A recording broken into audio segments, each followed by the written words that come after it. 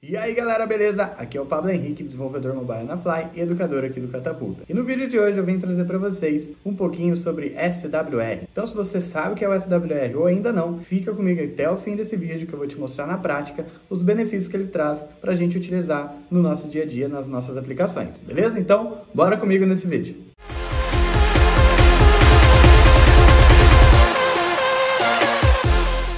E aí galera, beleza? Então vamos lá. Bom, conhecendo um pouquinho sobre o SWR, antes da gente já olhar aqui o código, ver o que ele realmente faz, é muito importante a gente fazer uma certa diferença entre ele, tá? Muita gente acha que o SWR seria aí um concorrente, por exemplo, para o Axis, para fazer requisições. Mas na real, ele traz algumas funcionalidades a mais em questões a consumir APIs. Vamos imaginar, por exemplo, quando a gente está fazendo um consumo de API na nossa aplicação, a gente normalmente trabalha com alguns estados ali dentro também e algumas regras, né? Por exemplo, eu estou requisitando um dado, eu tenho que saber quando esse dado está sendo carregado, talvez para mostrar um load ali para o usuário na tela, e de tempo em tempo talvez eu precise atualizar esses dados ali dentro, e normalmente a gente faz isso de forma manual dentro do React Native, né? Então, o SWR ele traz, como o próprio nome dele que diz, React Hooks for Data Fetching, tá? Ou seja, ele é um hooks focado em fetching, ou seja, consultar dados e trazendo algumas funcionalidades a mais. Então, ele trabalha muito bem com real-time, paginação, gerenciar estados em cache também. Isso aqui é algo bem legal e é um dos pontos que eu gosto bastante de utilizar ele também nos projetos, tá? Então vamos aqui, vocês podem dar uma olhada na documentação dele na swr.vercel.app. Ele também é da Vercel, tá? Então é a mesma empresa que mantém o Nest.js,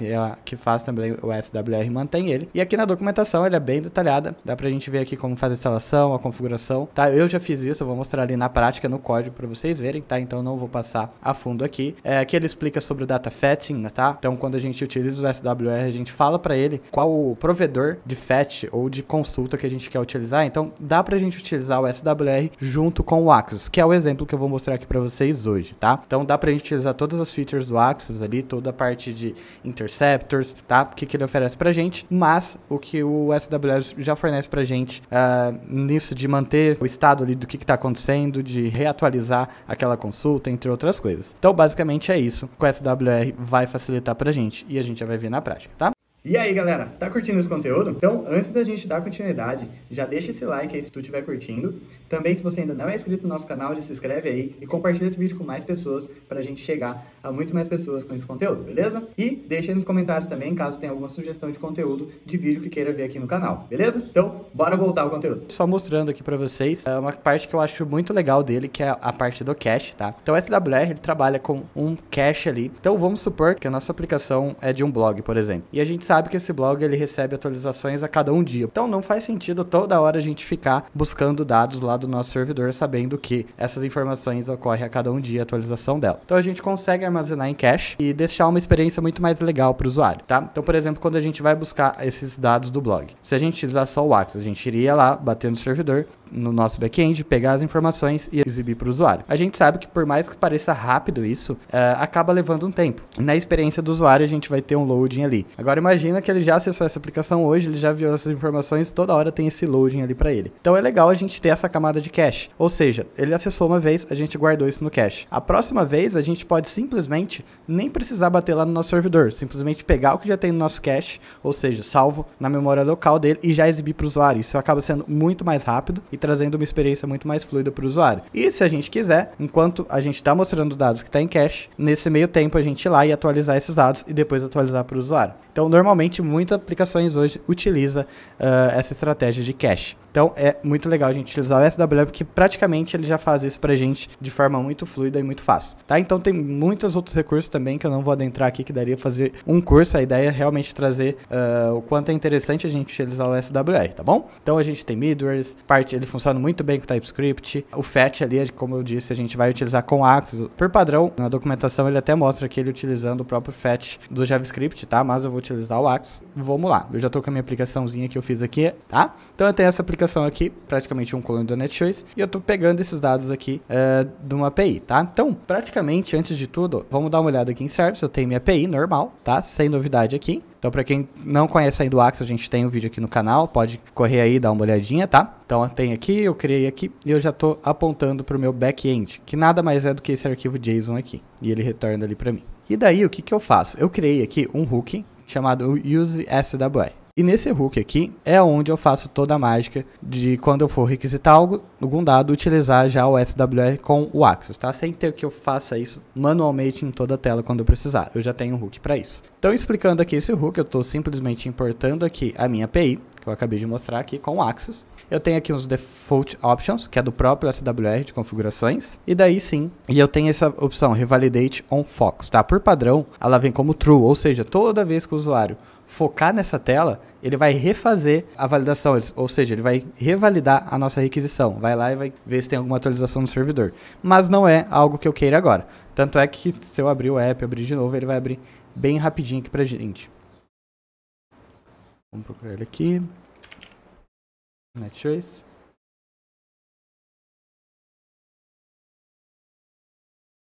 Carregou a aplicação, ou seja, ele já mostrou o dado que está direto em cache lá para mim. E daí eu criei esse hook, useFetch. Daí ele já está todo tipado também com TypeScript, tá? Então aqui por enquanto a gente passa isso como não conhecido ainda, porque ele vai ser algo mais genérico, né? E a gente pode passar, assim que a gente for utilizar esse hook, qual que é a tipagem do data que a gente está esperando ele retornar. E daí aqui eu tenho no primeiro parâmetro path, ou seja, qual que é o endpoint que eu quero bater lá da minha API. O método, por padrão, ele está get. E aqui, o SWR Options, caso eu queira modificar aqui essas opções padrões aqui, tá? Então, basicamente isso. E daí, eu venho aqui, pego o meu data, que é o meu resultado. E aqui, ó, eu estou passando para ele o data e error, né? Do SWR, passando o path. Tá? Esse path aqui eu passo aqui. E ele vai repassar nesse segundo ponto, que é a segunda função de callback que a gente tem aqui dentro. Onde ele vai pegar essa URL aqui certinha, tá? Porque a gente tem que passar esse path aqui pro SWR, sendo que ele vai utilizar outro para fazer a requisição. Esse path é o que ele vai usar para cachear, ou seja, ele vai saber qual tipo de requisição que a gente está fazendo. Então, por exemplo, estou batendo /choose. Então, toda vez que eu bater /choose, ele vai lá no cache e ver se já tem algo disso aqui. Vai ser como se fosse uma chave única ali para ele interpretar e saber qual dados a gente está buscando, tá? Basicamente para isso. Daí eu tenho aqui minha URL, tá? E aí eu vou a API, que é aqui no meu Axios, requisitar o método padrão, tá sendo get, eu poderia pôr post, puff, delete, e daí vai. E aqui é a minha URL aqui, beleza? Então basicamente isso, ele vai fazer toda a requisição e vai retornar para mim o que veio lá da requisição do Axios. E aqui o SWR Options por padrão, caso a gente precisar passar algumas outras configurações. Se a gente olhar até na tipagem, ele vai mostrar aqui, ó. Tá? Então tem várias opções legais, tempo de timeout, quando tiver um foco na tela ou não, e daí vai. E daí eu vou retornar o data aqui do SWR. E daí sim, com esse hook pronto, aqui na minha página home, que é essa aqui, eu estou simplesmente aqui, ó, chamando o meu useFetch, que vem lá do meu SWR, e aqui eu passo a tipagem para ele. Eu sei que esse retorno vai ser um iProduct, tá? Um array de iProduct. Então eu já tipei também o meu retorno aqui. Então ele já sabe disso. E aqui também eu consigo pegar algumas outras coisas, pelo menos error, por exemplo. Ó. Se deu algum erro na minha requisição, aqui eu já vou conseguir tratar isso. Ele vai ter isValidating, que é, eu estou requisitando algo ainda, estou esperando uma resposta lá no meu servidor, que seria basicamente quase igual um isLoading pra gente, tá? Que normalmente a gente cria aqui, para quem utiliza o Axios aí, vem aqui, cria um useState, né? Vai ter um valor de isLoading, então vai vir aqui. Então vai ser isLoading, e daí um set isLoading. Lá na minha requisição, eu vou manipular esse estado aqui também. Já com o SWR, a gente já tem tudo isso aqui centralizado diretamente dentro do nosso hook aqui, tá? Então, isso que é bem legal. E tem várias outras opções, como eu falei. Tá? O mutate, eu quero agora requisitar novamente para ver os dados aqui. Eu posso simplesmente vir aqui e chamar o mutate dentro de alguma função. Que aí eu vou lá e atualizo esses dados aqui também. E ele atualiza do meu cache lá também, tá? E o legal é que esse cache ele fica de forma global, tá? É um ponto até de atenção, tá? Porque se eu estou fazendo essa requisição aqui, e daí eu tenho uma outra parte aqui da tela que também está mostrando dados dessa requisição, não faria muito sentido aqui, mas só trazendo um exemplo para vocês, vai ficar meio estranho porque a hora que atualizar de cima, a de baixo também vai atualizar. Por quê? Eu configurei aqui, ó, lá no meu app, eu tenho esse swr config, tá? Tá tendo a configuração ali do SWR, que a gente tem que colocar isso aqui por volta. E aqui ele tem algumas configurações. Uma delas é esse provider, que é para ele, caso eu queira, por exemplo, armazenar esse cache no local storage, no async storage do meu dispositivo, eu consigo também. No caso aqui eu estou só colocando em tempo de execução, né? Então ele está criando um map aqui, ele vai manipular isso de forma automática. Mas eu poderia também salvar esses dados aqui para ficar. Okay? Então, ou seja, ele está colocando isso de forma global, esse cache vai ficar global em toda a aplicação.